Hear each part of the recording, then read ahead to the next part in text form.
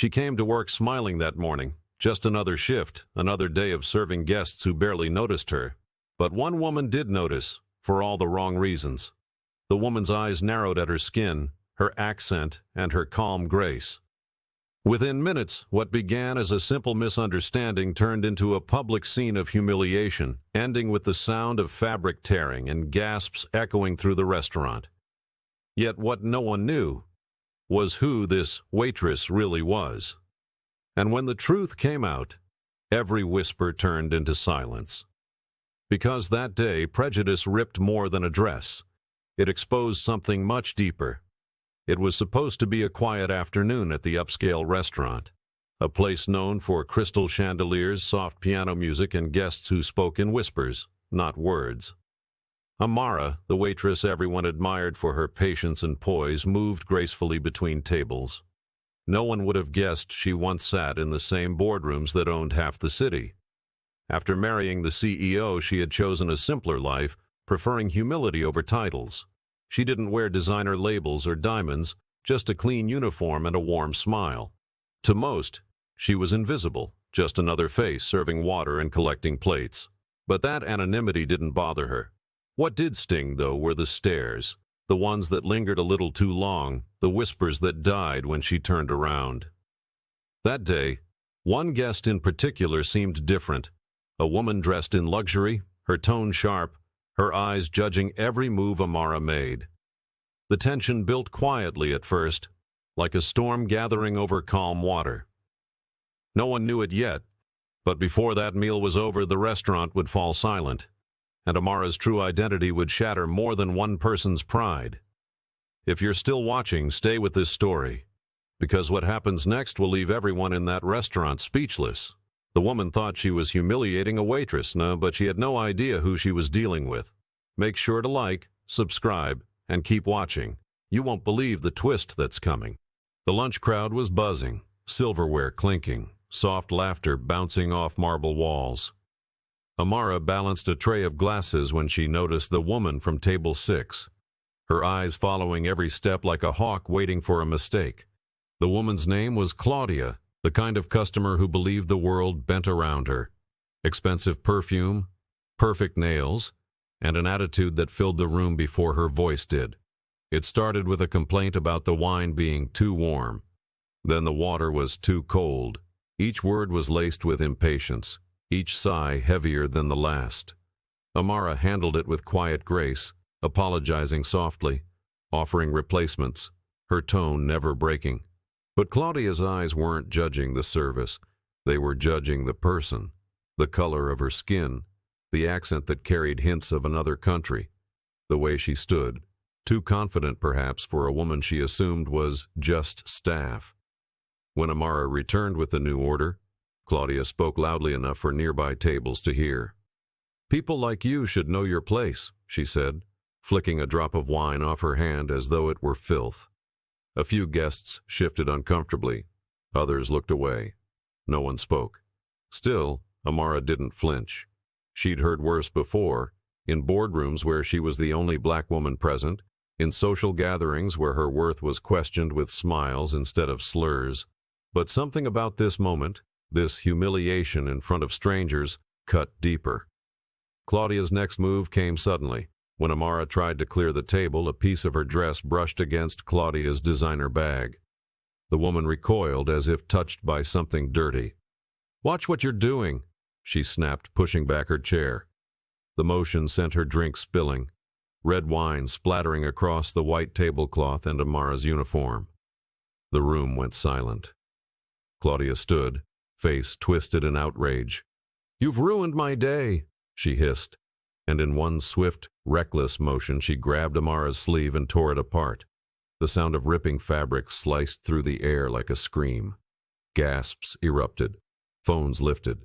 Someone whispered, "Did she just?" Amara froze. Every eye in the restaurant was on her, some shocked, others watching with quiet fascination, as though witnessing entertainment instead of cruelty. For a second, she wanted to disappear, but then something changed in her expression. Something calm, steady, unshakable. Claudia smirked, expecting tears, apologies, submission. But Amara didn't move. She simply placed the tray down, her voice still gentle when she said, "I'll be right back." The room exhaled as she walked away, but no one could guess what was coming next. Because the woman they thought was just a waitress was about to turn the entire restaurant and every assumption inside it upside down. When Amara stepped away, whispers filled the air. Speculation, judgment, pity. Claudia sat smugly, certain she had put the help in her place. But minutes later, the restaurant doors opened again, and the energy shifted. The manager walked beside Amara, his voice low, his expression unreadable. Behind them, a tall man in a suit followed, a man whose face adorned business magazines and billboards across the city. Ethan Moore, the CEO. The staff straightened instantly. Guests fell silent. Claudia's posture stiffened, unsure why the CEO of the restaurant's parent company was suddenly there. Ethan's gaze landed on Amara first, not with authority, but with concern. "Are you all right?" he asked softly. Claudia's smirk faltered. And then, before anyone could process what was happening, Amara turned toward the crowd. Her torn sleeve hung loosely, but her composure never wavered. Ethan slipped his hand into hers.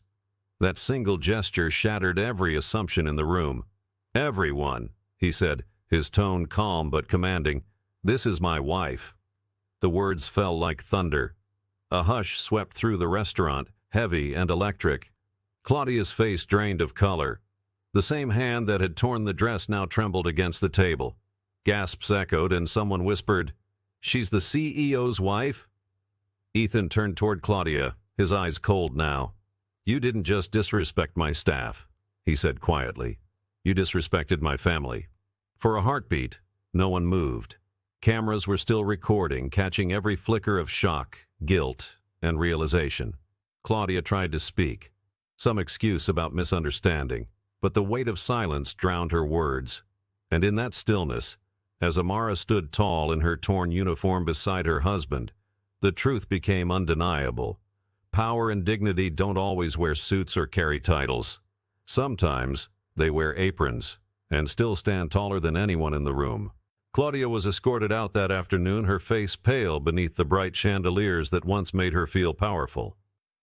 The restaurant buzzed with uneasy silence, no one quite knowing where to look.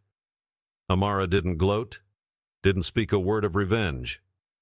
She simply stood there, composed and quiet, the torn fabric on her arm a silent reminder of everything she had just endured. Later, when the incident went viral, the world saw it for what it was. Not just a public outburst, but a mirror reflecting how deep prejudice can still run beneath polished smiles and polite society. Messages poured in from strangers, people who had faced the same kind of quiet humiliation in their own lives, thanking Amara for standing tall. Ethan offered to shut down the restaurant for investigation, but Amara refused. "Let it stay open," she said. "Let it serve as a place where people learn respect, not hierarchy." Her strength turned a moment of cruelty into a lesson, one that echoed far beyond those walls. Weeks later, Claudia issued a public apology, but by then, the story had grown bigger than both of them. It had become a conversation about how we see others, how easily we assume worth based on uniforms, accents, or skin.